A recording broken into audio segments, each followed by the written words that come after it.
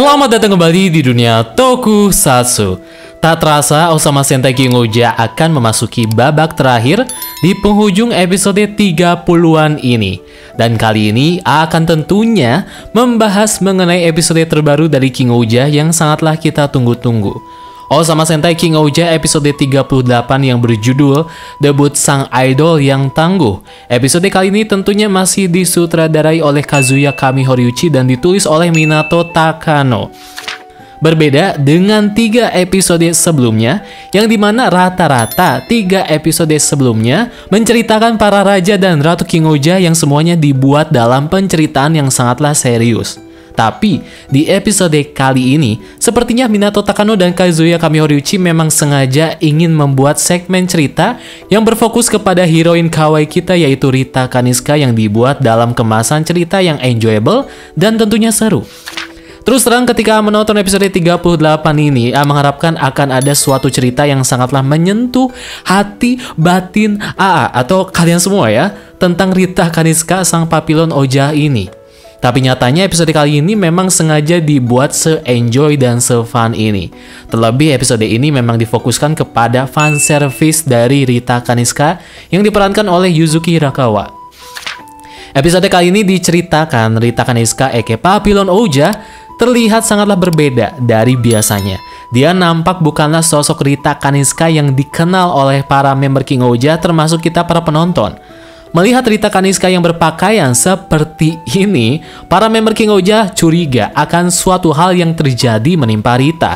Dan disinilah menurut A hal-hal seru dan kocak terjadi. Terus terang, apa yang dilakukan para member King Ouja di sini, Himeno, Gira, Jirami, termasuk Morphonia, aksi mereka seperti mempresentasikan para penonton yang kepo akan masa lalu dari Rita Kaniska sang papilon Ouja.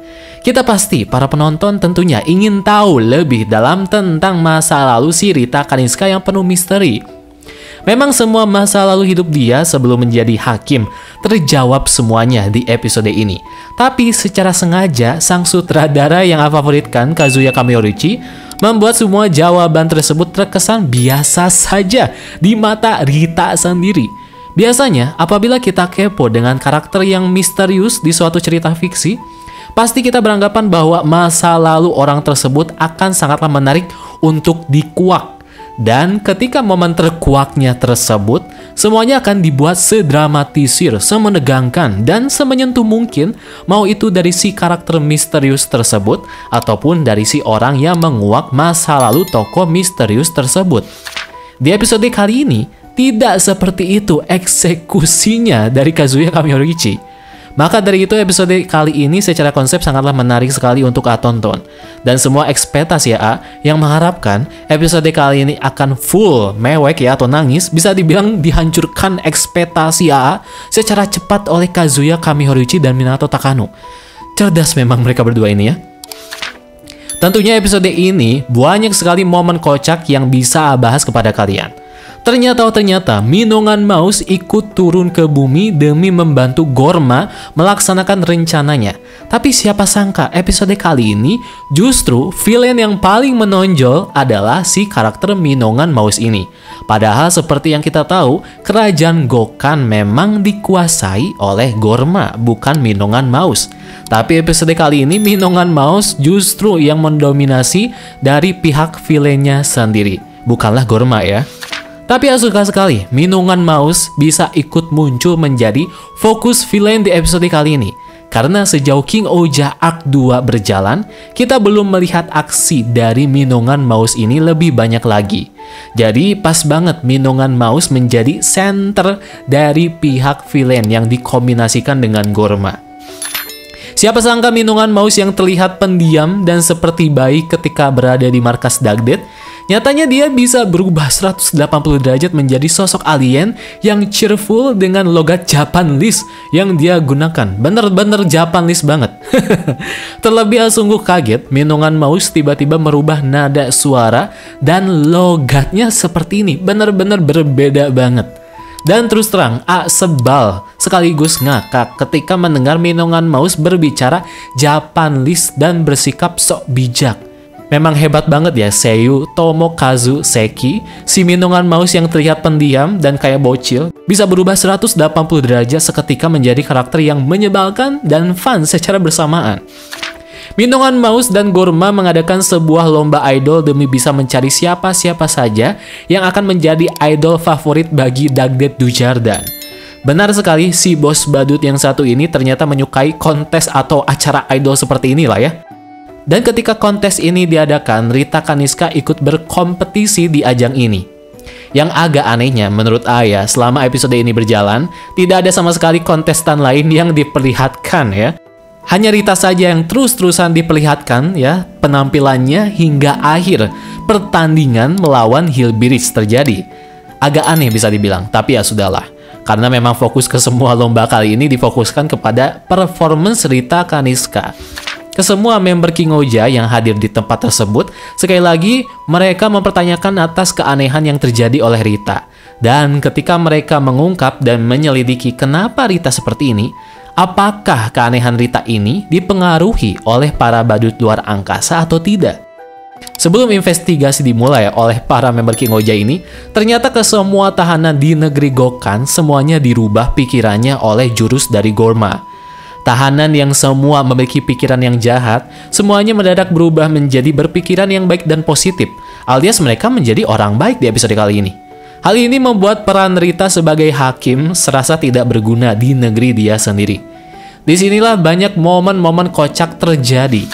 Diawali oleh Jerami yang menemui fakta bahwa ternyata Rita masih mempunyai orang tua, dan Jerami merasa Rita terpisah dengan kedua orang tuanya. Tadinya momen ini dibuat memang sedikit sedih lah ya dengan soundtrack yang memang menyentuh. Tapi semua fakta itu langsung ditepis oleh Rita dengan jawaban yang sangatlah santai, nyantui banget dari Rita yang membuat building up di scene ini menjadi sia-sia ujungnya. Ternyata orang tua Rita memang masih hidup dan Rita selalu rutin mengunjungi orang tuanya. Dilanjut lagi oleh Himenoran yang mengetahui bahwa Rita dari kecil memang bercita-cita ingin menjadi idol. Tapi fakta ini tidak membuat scene ini menjadi dramatis.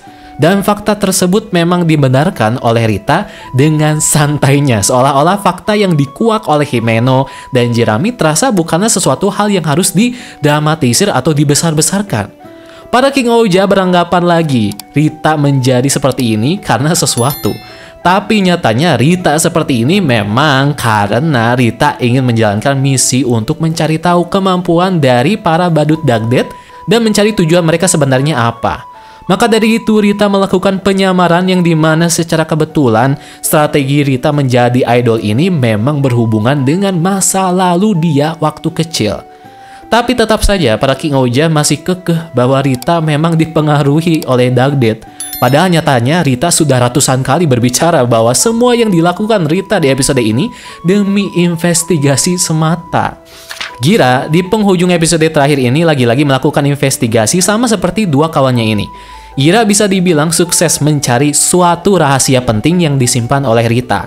Di adegan penghujung episode ini, Gira membeberkan bahwa Rita merasa tidak dibutuhkan setelah semua tahanan di negeri Gokan berubah menjadi baik. Tapi ternyata setelah Rita tidak menjadi hakim dan malah lebih memilih menjadi idol, kekacauan di negeri Sugodam terjadi. Karena banyak orang yang menjadi serakah karena mereka merasa sudah bebas dan akan terhindar dari hukuman. Karena Rita sekarang tidak menjadi hakim lagi tentunya. Maka dari itu Gira beranggapan bahwa Rita menjadi seperti ini karena Rita sudah tidak dibutuhkan lagi.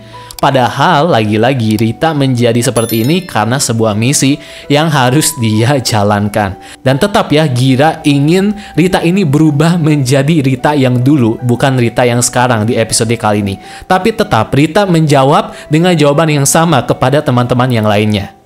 Ketika scene ini terjadi, A berpikir bahwa wah bakal ada momen sedih di scene ini. Apalagi Gira di scene ini yang membeberkan fakta yang mengejutkan ini.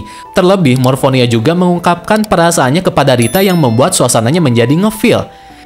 Tapi lagi-lagi Rita menyangkal itu semua yang membuat building up menuju momen sedih ini lagi-lagi gagal. Apalagi yang ngira Rita bakal nangis gitu di adegan ini. Taunya dia malah teriak lagi dengan kencangnya sembari memberitahu bahwa semua ini adalah untuk misi dia mengungkap rencana para badut luar angkasa. Udah berapa kali Rita berbicara ini kepada teman-temannya ini. Yang lucunya lagi respon ciri khas Jeremy yaitu Otto. Itu dilantunkan secara berjamaah oleh kesemua orang di tempat tersebut, termasuk para badut Dagdet. Ini momen yang bikin ngakak banget sih, padahal sudah hampir sedih di momen sebelum ini. Tapi secara ajaib, Kazuya bisa membuat momen sedih ini jadi cair secair-cairnya. Bisa dibilang para member King Ouija yang lain dicap sebagai pengganggu karena mereka telah mengganggu proses berjalannya misi dari Rita yang ingin mengungkap rahasia dari badut luar angkasa ini. Kita tahu bahwa Rita melakukan 3 performance di acara pentas Dagdet di episode ini. Rita melakukan dancing layaknya boyband idol Jepang, dan by the way, sekilas diperlihatkan juga para grup band idol pria dari Exile Tribe. Yang fun fact-nya, Exile Tribe ini satu agensi dengan Rita, yaitu agensi LDH. Maka jangan aneh Rita, aktrisnya sendiri yaitu Yuzuki Hirakawa bisa menari atau dancing. Semua bakat itu memang dari aktrisnya sendiri, bukan dibuat-buat oleh Toei. Bisa dibilang agensi LDH banyak melahirkan talenta aktris atau aktor mereka yang sekaligus bisa menari juga. By the way, membahas masalah dancing, ada satu jebolan AKB48 yang cameo di episode ini. Ada Rina Ikoma yang tiba-tiba muncul secara tidak sengaja karena jurus dari Goma. Yang paling lucunya di adegan ini, Rina menduga bahwa dia diteleport ke sebuah acara tokusatsu. Kocak banget memang adegan ini. Dan by the way, Rina Ikoma juga pernah berperan sebagai Another Ichigo di film Reiwa First Generation, dan juga sebagai Akiko di live stage Futopi. Dan yes, puncak keseruan dan yang paling difavoritkan di episode ini yaitu ketika performance dari Rita Kaniska yang tampil sebagai idol. Sudah jelas ya, adegan ini tentunya mengundang banyak toko fans langsung semangat menyaksikan episode terbaru King Ouija ini. Sebuah fanservice yang luar biasa kawaii dari Toei. Kita tidak melihat lagi sosok Rita di sini, tapi kita serasa melihat sang aktrisnya sendiri yang tampil di adegan ini yaitu Yuzuki Hirakawa. Dan Rita di sini menyanyikan lagu Mofun yang dinyanyikan sendiri oleh Rita aktrisnya sendiri. Setelah kesemua rencana Rita ini gagal karena Rita tidak lolos menjadi idol, terlebih Rita juga digagalkan rencananya oleh kawan-kawannya sendiri, Rita langsung membatalkan operasi tersebut dan memilih cara yang to the point, yaitu gelut dengan Gorma dan juga minuman mouse. Singkatnya, jurus Gorma yang dilakukan dia kepada para tahanan sudah hilang karena serangan Rita. Tapi sayangnya, minuman mouse menjadi samsak bagi Rita Papillon Ouija di episode ini.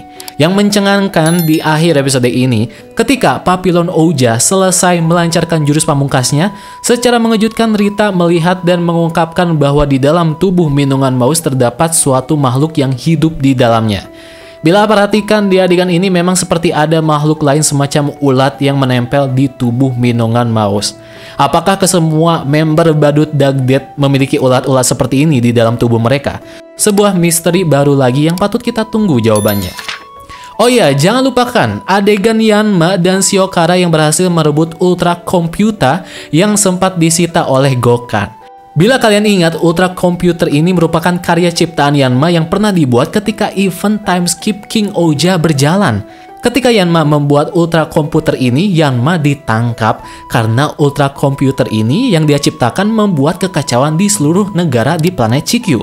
Dan momen Yanma berada di penjara tentunya sudah diperlihatkan di episode 27 King Ouija kemarin. Dan Yanma di episode kali ini membawa kembali Ultra Komputer ini demi sepertinya menjadi senjata bagi Yanma bisa merembut kembali Nekosopa di episode 39 minggu besok. Overall, episode 38 King Ouija ini menjadi sebuah episode yang sangatlah menghibur dan penuh dengan kejutan dari masa lalu Rita sendiri. Meskipun semua kejutan tersebut memang sengaja tidak dibuat sedramatisir mungkin. Justru kejutan-kejutan lainnya datang dari tingkah laku Rita sendiri yang membuat kaget di luar fakta-fakta yang telah dikuak di episode kali ini. Dan bisa dibilang tahta kerajaan Gokkan telah berhasil direbut oleh Rita kembali dari tangan para badut luar angkasa, Gorma. Jadi itulah dia bahasan dia terkait episode 38 King Ouija, sebuah episode yang sangatlah ringan, fun, dan penuh fan service sebelum kita memasuki episode yang sangatlah epic yang akan tersaji di episode 39 minggu besok. Karena episode 39 King Ouija besok, kita akan melihat para King Ouija bersatu demi bisa merebut tahta Nekosopa yang gagal direbut oleh Yanma. Dan episode 39 besok kita akan kedatangan dengan kemampuan dari para member King Ouija yang sesungguhnya. Yang jelas episode 39 besok ajamin akan menjadi episode yang sangatlah epic, pakai banget di series King Ouija berjalan sejauh ini. Jadi itulah dia teman-teman bahasan dari terkait episode 38 dari King Ouija. Silahkan berikan komentar kalian terkait episode kali ini di kolom komentar di bawah. Terima kasih yang sudah menonton dan sampai jumpa di video bahasan selanjutnya.